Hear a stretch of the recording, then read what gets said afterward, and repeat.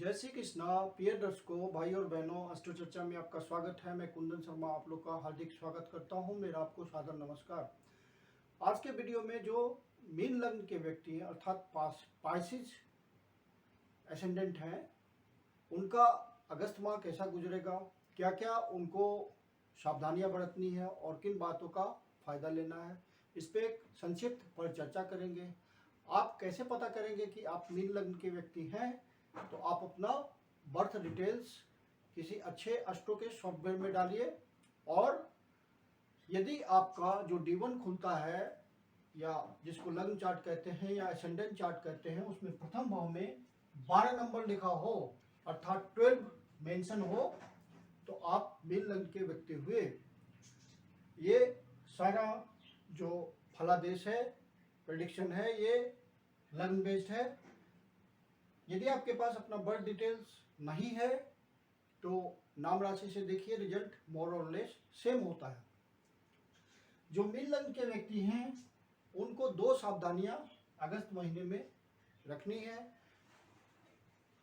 गुरु महाराज आपके लग्नेश हैं, वक्री अवस्था में 12वें भाव पे गोचर कर रहे हैं और आपका जो लग्न है मीन, वो सेल्फ अनडूइंग वाला भाव होता है। मतलब आप अपने प्रति केयरलेस रहते हैं, किसी पे बहुत ज़्यादा विश्वास कर लेते हैं।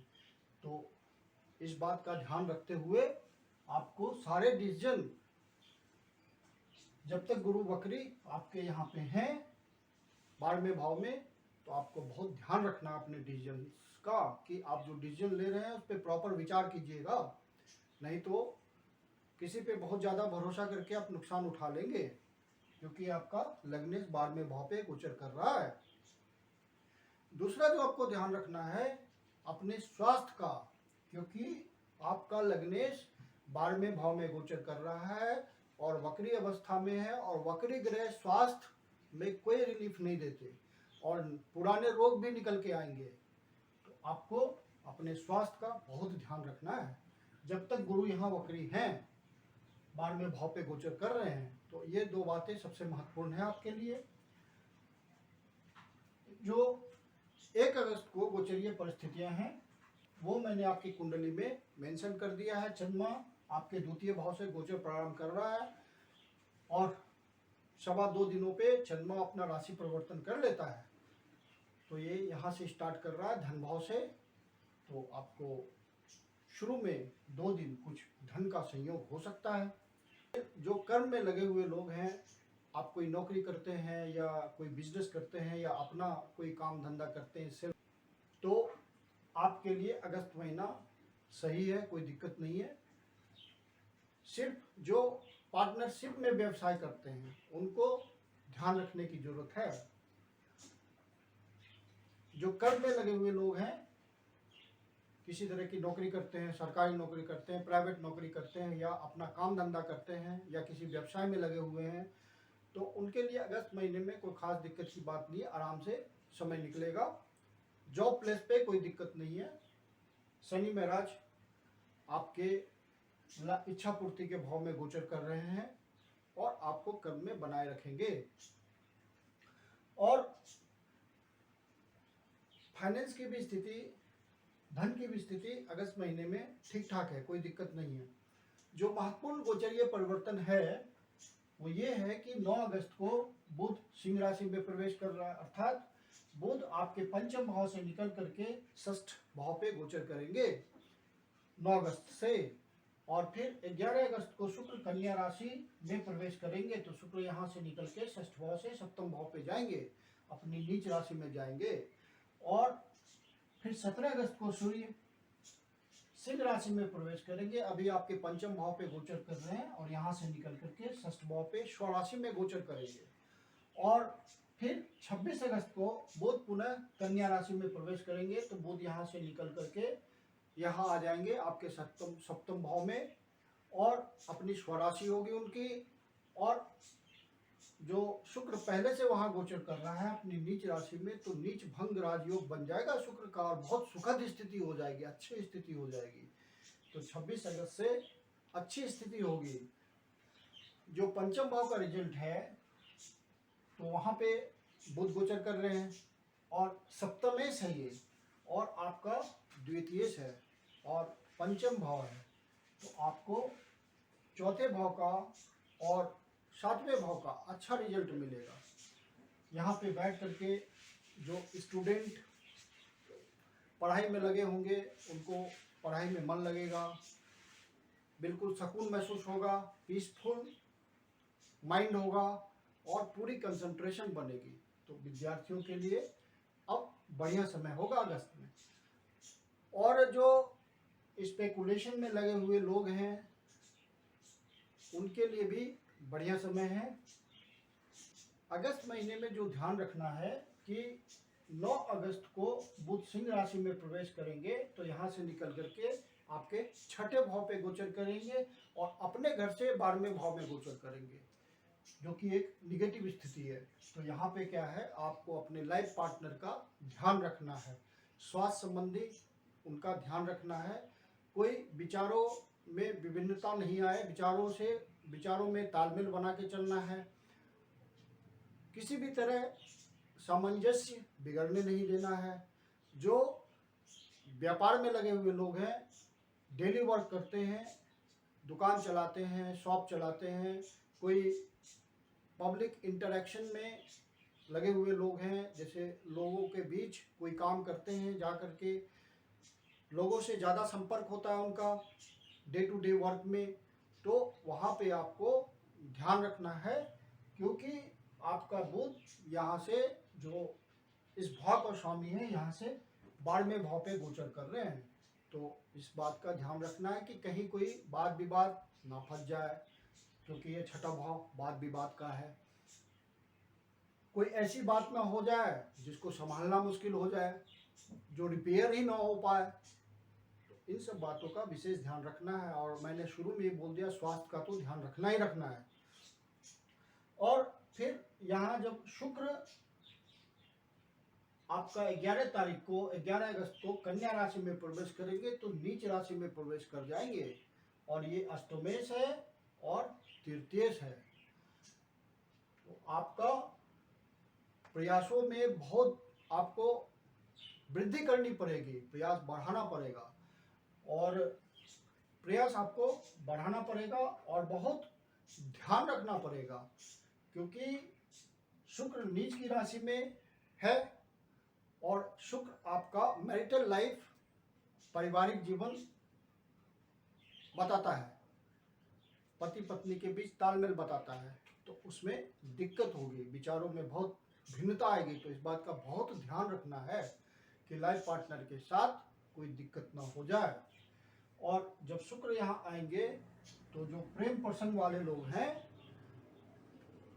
आपस में प्यार मोहब्बत करते हैं, किसी अफेयर में हैं, जिसको हम लव वर्ड्स बोलते हैं, यंग एज ग्रुप के लोग हैं, तो उसको भी बहुत केयर लेना पड़ेगा अगस्त महीने में, कि कोई डिफरेंसेस ना हो जाए, कोई वैचारिक मतभेद ना हो जाए। इन बातों का ध्यान रखना है। बाकी अगस्त महीने में 11 तारीख तक आपका शुक्र मंगल एक साथ है, तो यहाँ पे क्या होगा कि आपके बीच, आप दोनों के बीच तालमेल, प्रेम प्रसंग वाले लोगों के बीच तालमेल जो है बढ़िया रहेगा, क्योंकि शुक्र आपका लव पैशन है और मंगल एनर्जी देता है उसको।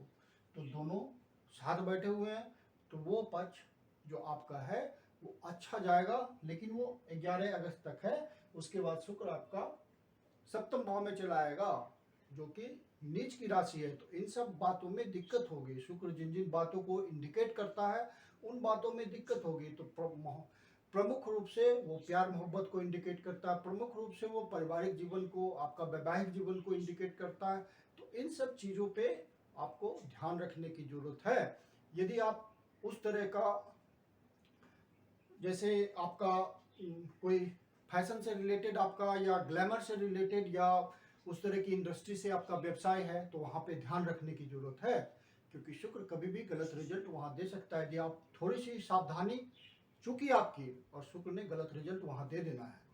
तो वो शुक्र जिन जिन बातों को इंडिकेट करता है वहाँ ध्यान रखना होगा आपको, जब तक शुक्र नीच राशि में अपने गोचर कर रहा है। फिर 26 अगस्त को जब यहाँ से निकल करके बुध यहाँ से बुध जब 26 अगस्त को बुध यहाँ पे गोचर करेंगे आपके सप्तम भाव पे, तो सर्वश्रेष्ठ स्थिति होगी। शुक्र का अति उत्तम रिजल्ट आएगा, क्योंकि शुक्र का नीच भंग राजयोग हो चुका होगा और एक श्रेष्ठ योग वो बना रहा है। तो उसके बाद आपका वो पक्ष बहुत ही बढ़िया हो जाएगा। आप उसको एंजॉय करेंगे, महसूस भी करेंगे कि हमारा मैरिटल लाइफ बहुत बढ़िया हो गया है, क्योंकि शुक्र बहुत सर्वश्रेष्ठ रिजल्ट देगा वहाँ पे।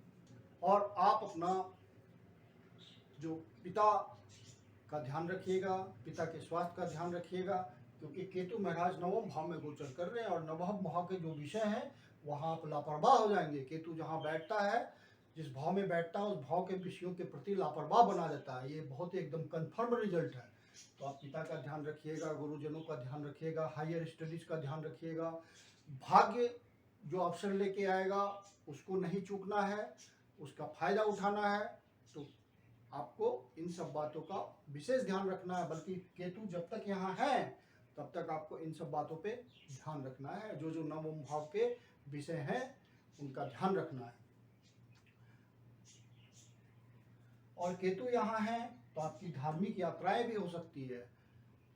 किसी रिलीजियस पर्पस के लिए आप जा सकते हैं, तो आप सोच विचार के जाइएगा। और राहु तृतीय भाव में गोचर कर रहा है, तो आपके प्रयास तो बहुत ही वंडरफुल होंगे, क्योंकि राहु यहाँ है। लेकिन ये अनसर्टेनिटी भी बताता है राहु। तो क्या होगा कि प्रयास अब सार्थक दिशा में होगा या बेकार चला जाएगा, वो आपको बहुत सोच समझ के चलना है। क्योंकि आपका लग्नेश भी 12वें भाव में गोचर कर रहा है, तो अगस्त महीने में भी ये बात सोचनी है। तो जब तक राहु आपका यहाँ है तो प्रयास का ध्यान रखिएगा। और केतु यहाँ है तो इस नवम भाव का ध्यान रखिएगा, उसके सब्जेक्ट का ध्यान रखिएगा, क्योंकि वहाँ केतु आपको लापरवाह किए हुए है।